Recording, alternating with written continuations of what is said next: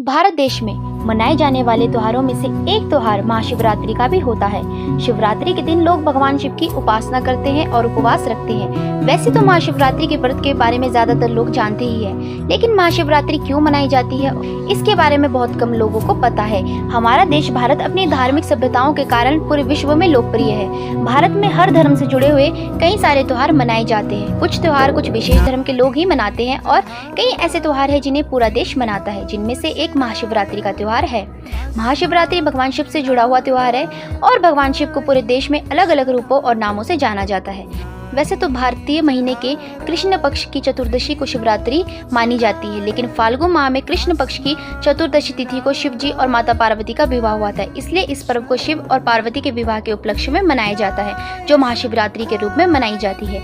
इस दिन को शिव भक्त बेहद खास मानते हैं। इस दिन भक्त अपने आराध्य देव भगवान शिव का आशीर्वाद प्राप्त करने के लिए मंदिर जरूर जाते हैं। महाशिवरात्रि की तिथि अंग्रेजी महीनों के हिसाब से हर साल बदलती रहती है। महाशिवरात्रि एक हिंदू त्योहार है जो कि महादेव शिव से जुड़ा हुआ है। जिस दिन शिव जी ने तांडव किया था वे फाल्गुन महीने के कृष्ण पक्ष की चतुर्दशी तिथि थी। महापुराण के अनुसार वही खास तिथि महाशिवरात्रि हुई। शिवरात्रि का अर्थ शिव की रात्रि। शास्त्र के अनुसार हर सोमवार का दिन शिव की पूजा के लिए उपयुक्त है। हर महीने में कृष्ण पक्ष की चतुर्दशी तिथि शिवरात्रि होती है, लेकिन फाल्गुन के महीने में वही खास तिथि महाशिवरात्रि कहलाती है। शिवरात्रि को लेकर पूरे देश भर में अलग अलग मान्यताएं प्रचलित है। अलग अलग ग्रंथों में महाशिवरात्रि की अलग अलग मान्यता मानी गई है। भारतीय ग्रंथों के अनुसार फाल्गुन माह के कृष्ण पक्ष की चतुर्दशी पर आधी रात को भगवान शिव निराकार से साकार रूप में आए थे। इस मान्यता के अनुसार भगवान शिव इस दिन अपने विशालकाय स्वरूप अग्निलिंग में प्रकट हुए थे। ऐसी मान्यता है कि इसी दिन भगवान शिव करोड़ों सूर्यों के समान तेजस्व वाले लिंग रूप में प्रकट हुए थे। इसी दिन शिव का विवाह देवी पार्वती के साथ हुआ था। महाशिवरात्रि के दिन भगवान शिव व पत्नी पार्वती की पूजा होती है। साल में होने वाली 12 शिवरात्रियों में से महाशिवरात्रि को सबसे महत्वपूर्ण माना जाता है। चतुर्दशी को सूर्य और चंद्र अधिक नजदीक रहते हैं। इस दिन को शीतल चंद्रमा और रौद्र शिव रूपी सूर्य का मिलन माना जाता है, इसलिए इस चतुर्दशी को महाशिवरात्रि के रूप में मनाया जाता है। ये कहा जाता है कि इस दिन भगवान शिव प्रदोष के समय दुनिया को अपने रुद्र अवतार में आकर तांडव करते हुए अपनी तीसरी आंख से भस्म कर देते हैं। महाशिवरात्रि पर आधारित कथाएं इस प्रकार है। परमपिता ब्रह्मा के मानस पुत्र दक्ष जब प्रजापतियों के राजा बने तब उन्होंने एक विशाल यज्ञ का आयोजन किया। इस यज्ञ में सिर्फ भगवान भोले शंकर को छोड़कर तीनों लोकों के अतिथियों को न्योता भेजा गया। भगवान शिव राजा दक्ष के जमाई थे, लेकिन दक्ष को भोलेनाथ का अलबेला और मस्त मोला स्वभाव तनिक भी नहीं भाता था। जब शिव की अर्धांगिनी और दक्ष की पुत्री सती को पता चला कि उनके पिता ने यज्ञ का आयोजन किया है तो उन्होंने भी उसमें सम्मिलित होने की इच्छा जताई, लेकिन भोलेनाथ बिना आमंत्रण के यज्ञ में जाने को तैयार नहीं हुए, इसलिए सती को वहां अकेले ही जाना पड़ा। माता सती जैसे ही सभागृह में पहुंची उन्हें शिवजी जी की निंदा सुनाई दी। अपनी पुत्री सती को देखकर भी उनके पिता नहीं रुके, वे भगवान शिव की बुराई करते ही रहे। माता सती ने अपने पिता को समझाने का प्रयास किया, लेकिन राजा दक्ष ने उनकी एक न सुनी। माता सती अपने और अपने पति का अपमान सह नहीं पाई और वे यज्ञ स्थल पर बने अग्निकुंड में कूद गई। माता सती के अग्निकुंड में कूदने का दुखद समाचार लेकर नंदी कैलाश पर्वत पहुंचे।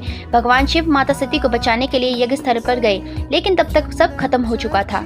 कैलाशपति ने क्रोधित होकर माता सती का शरीर उठा लिया और तांडव करने लगे। जिस दिन शिव ने तांडव किया था वह फाल्गुन महीने के कृष्ण पक्ष की चतुर्दशी तिथि थी। महापुराण के अनुसार वही खास तिथि महाशिवरात्रि हुई। सती के शोक में भगवान शिव गहन समाधि में चले गए और ध्यानमग्न हो गए। उनके ध्यान को कोई भी तोड़ नहीं पा रहा था। भगवान विष्णु और ब्रह्मा भी सारे जतन करके हार गए। सृष्टि का संचालन भी बाधित होने लगा था। सभी देवताओं की समझ में नहीं आ रहा था कि भगवान शिव का ध्यान तोड़ने के लिए क्या किया जाए।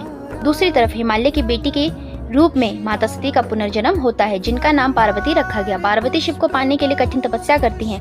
पहले तो शिव ने माता पार्वती को तपस्या करने से रोक दिया, लेकिन अन्य देवताओं के सहारे और तप करके माता पार्वती ने भगवान शिव का मन जीत लेती हैं। फिर एक विशाल समारोह में भगवान शिव और माता पार्वती का विवाह हो जाता है। शिव पुराण के अनुसार इसी रात शिव और पार्वती का विवाह हुआ था। इसका मतलब हुआ यानी शिव और शक्ति या यूं कहें पुरुष और आदिशक्ति यानी प्रकृति का मिलन हो जाता है। एक और मान्यता के अनुसार इसी दिन ब्रह्मांड की रचना हुई थी। उस दिन भी फाल्गुन महीने के कृष्ण पक्ष की चतुर्दशी तिथि थी। इसलिए लड़कियां शिव के समान वर पाने के लिए इस दिन शिव की पूजा करती हैं। मध्यकालीन इतिहास से पता चलता है कि संसार की मंगल कामना के लिए लड़कियां, विवाहित विधवाएं, सभी स्त्रियां शिवरात्रि का व्रत करती हैं। इसका मतलब ये नहीं कि शिवरात्रि सिर्फ स्त्रियों के लिए है। शिवरात्रि का पहला अनुष्ठान एक पुरुष ने ही किया था। वह कहानी भी स्वयं शिव ने बताई है। शिव पुराण के अनुसार पुराने जमाने में काशी यानी आज की वाराणसी में एक निर्दय शिकारी रहता था। उसे धर्म कर्म से कुछ लेना देना नहीं था। पशु हत्या ही उसका रोज का काम था। एक दिन वह शिकार करने के लिए जंगल गया और रास्ता भटक गया। शाम घिराई जंगल के जीव जंतुओं के डर से वह एक पेड़ पर चढ़ गया। दिन भर कुछ खाने को नहीं मिला था। वह डाली पर बैठे बैठे पत्ते तोड़ के नीचे फेंकने लगा। जिस पेड़ पर वो बैठा था वह बेल का पेड़ था। पेड़ के नीचे एक शिवलिंग था, लेकिन शिकारी को इस बारे में कुछ भी पता नहीं था। जिस दिन ये घटना घटी उस दिन भी शिव चतुर्दशी यानी महाशिवरात्रि थी। शिकारी के फेंके हुए पत्ते बार बार शिवलिंग पर चढ़ रहे थे। दूसरे दिन शिकारी घर लौटकर देखता है कि उसके घर एक अतिथि आया हुआ है। वह शिकारी स्वयं न खाकर अपने हिस्से का भोजन अतिथि को दे देता है। इस तरह मंत्रोच्चार न जानते हुए भी उस शिकारी ने सही तरीके से शिवरात्रि व्रत का पालन कर लिया। जब शिकारी की मृत्यु हुई तब शिवदूत और यमदूत के बीच उसे साथ ले जाने पर विवाद हो गया। शिवदूत उसे अपने साथ ले जाना चाहते थे और यमदूत अपने साथ, कोई छोड़ने को तैयार नहीं। अंत में विवाद निपटाने के लिए यमराज पहुंचते हैं। शिवदूतों ने जब कारण बताया तो यमराज ने उनकी बात मान ली। कहा जाता है कि अगर कोई विधि विधान से शिव चतुर्दशी का पालन करता है तो उसे यमलोक नहीं जाना पड़ता, उसे स्वर्गवास या मोक्ष मिलता है।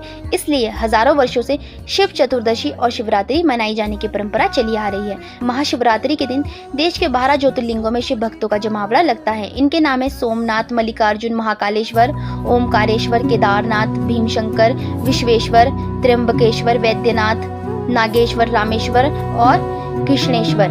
हिंदू शैव संप्रदाय वालों के लिए ये सबसे बड़ा धार्मिक अनुष्ठान है।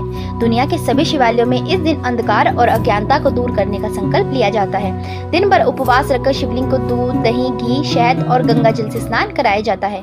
भगवान शिव को एक सहारस से कहीं पहले एक ज्ञानी माना जाता है। यौगिक परंपरा के अनुसार शिव कोई देवता नहीं बल्कि आदि गुरु है, जिन्होंने सबसे पहले ज्ञान प्राप्त किया और उस ज्ञान का प्रसारण किया। जिस दिन उन्होंने ज्ञान की चरम सीमा को छुआ और वह स्थिर हुए, उस दिन को शिवरात्रि के रूप में मनाया जाता है। ये एक ऐसा दिन है जब प्रकृति मनुष्य को उसके आध्यात्मिक शिखर तक जाने में मदद करती है।